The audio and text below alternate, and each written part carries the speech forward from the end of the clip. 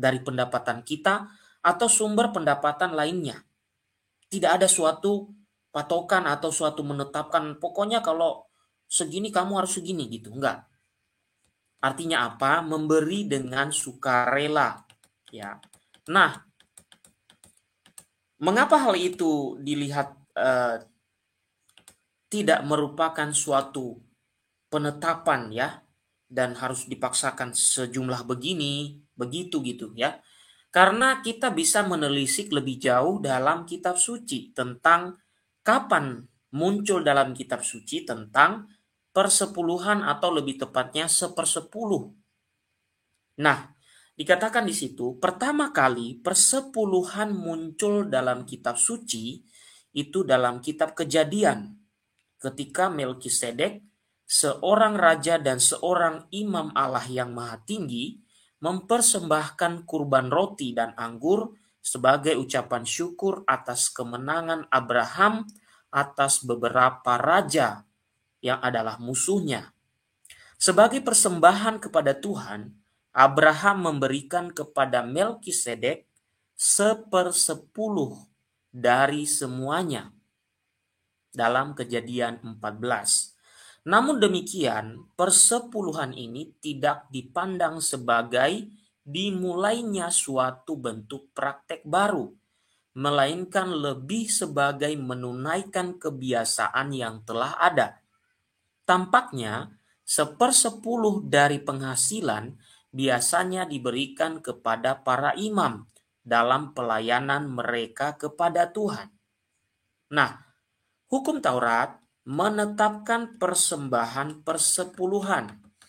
Ya, orang mempersembahkan kepada Tuhan sepersepuluh dari seluruh hasil benih yang tumbuh di ladang, dari anggur dan minyak, ataupun dari anak-anak sulung lembu, sapi, dan atau kambing, domba.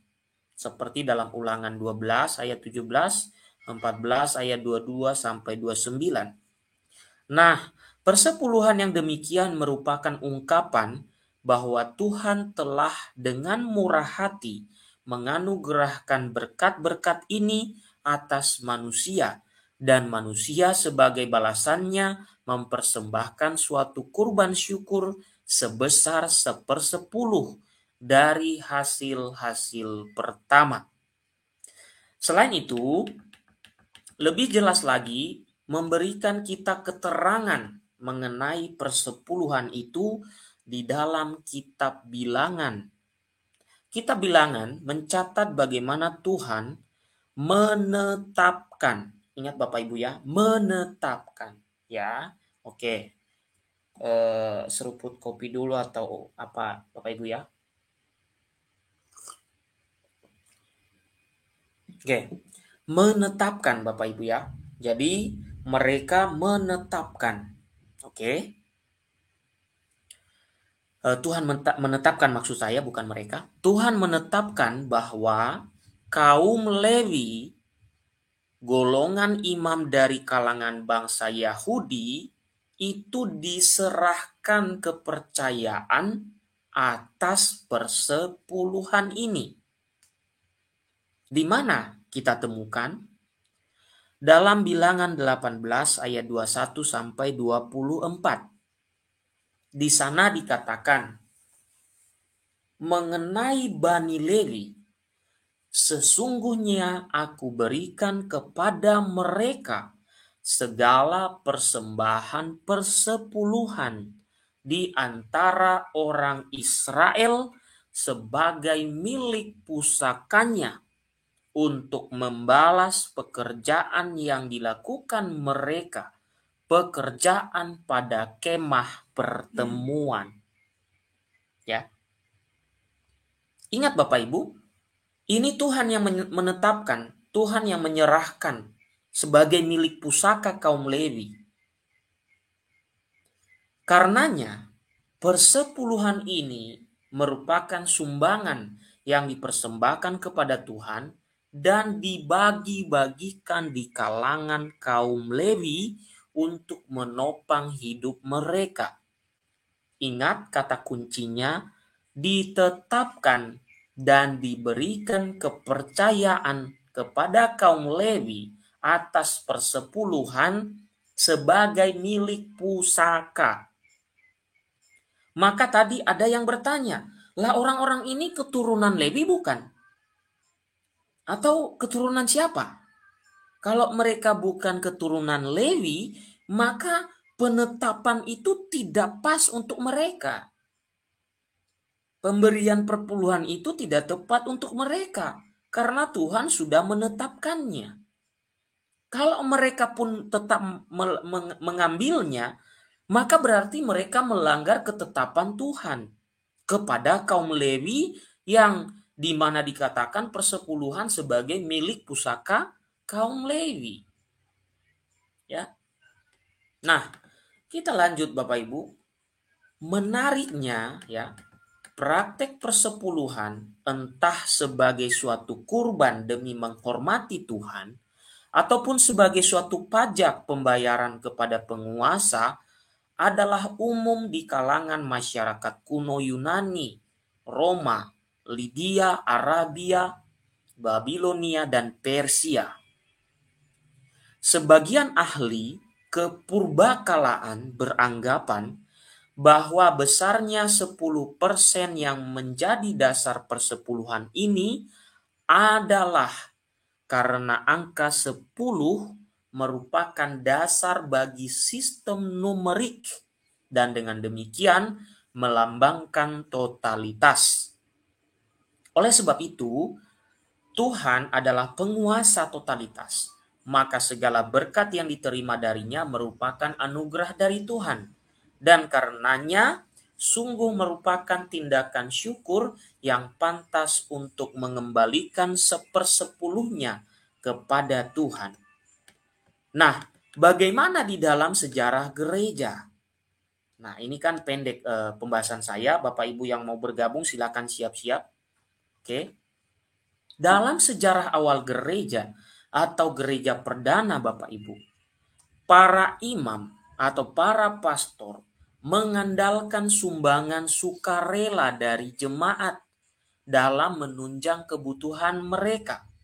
Ingat Bapak Ibu, sumbangan sukarela bukan 1/10, bukan suatu kewajiban yang harus ya dipaksakan gitu ya. Oke. Kemudian dikatakan Bapak Ibu, kebiasaan ini sebenarnya didasarkan pada perintah perjanjian baru yang diajarkan oleh Yesus kepada para rasulnya. Yesus mengajarkan kepada para rasul untuk mengandalkan amal kasih apabila ia mengutus mereka dalam tugas perutusan. Matius 10 ayat 9 sampai 10 dikatakan demikian. Sekaligus nanti saya tambahkan yang saya sebutkan tadi Bapak Ibu, yaitu Matius 23 ayat 23. Tetapi nanti kita lihat keseluruhannya lebih tepat lagi ya. Oke. Nah, dikatakan di Matius 10 ayat 9 sampai 10 Bapak Ibu, janganlah kamu membawa emas atau perak atau tembaga dalam ikat pinggangmu. Janganlah kamu membawa bekal dalam perjalanan. Janganlah kamu membawa baju 2 helai, kasut atau tongkat, sebab seorang pekerja patut mendapat upahnya. Rasul Paulus juga memberikan perintah kepada komunitas gereja perdana untuk menyediakan kebutuhan para imam mereka. Tetapi Bapak Ibu bukan memaksakan atau mematok berapa persen. Ya, dikatakan demikian. Tidak tahukah kamu bahwa mereka yang melayani dalam tempat kudus mendapat. Oke, saya cek dulu Bapak Ibu apakah kelihatan ya, karena saya takutnya nggak kelihatan. Oh, kelihatan ya.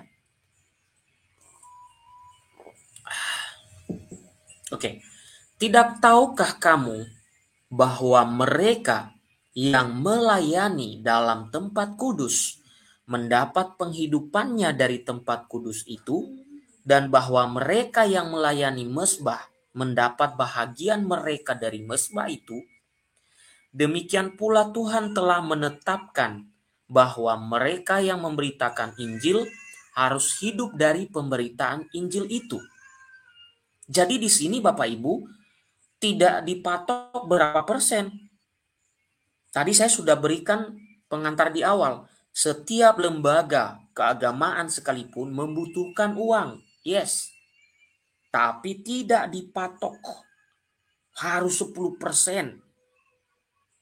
Tapi diberikan dengan sumbangan yang sukarela. Sesuai kemampuan orangnya. Jadi saya tidak mengatakan bahwa tidak dibutuhkan uang. Enggak. Dibutuhkan memang. Operasionalnya pasti dibutuhkan. Tapi akan berbeda ketika memakai penetapan 10% atau sepersepuluh tadi. Karena sepersepuluh tadi itu berlaku untuk kaum Lewi dan Allah sendiri yang menetapkannya. Sementara dalam perjanjian baru, ya, dikatakan memang dibutuhkan, tetapi bukan dipaksakan berapa persen.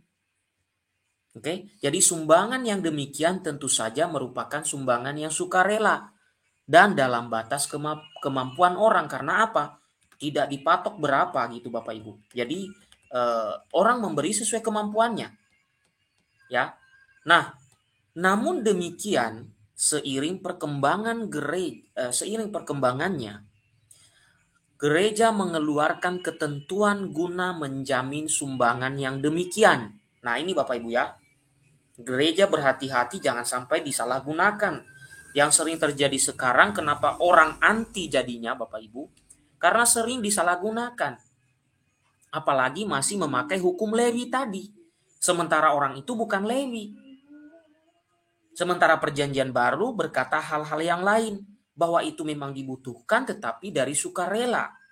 Bukan terpaksa, bukan dipatok, bukan ditetapkan. Ya. Namun, ya, seiring perkembangannya gereja mengeluarkan ketentuan guna menjamin sumbangan yang demikian.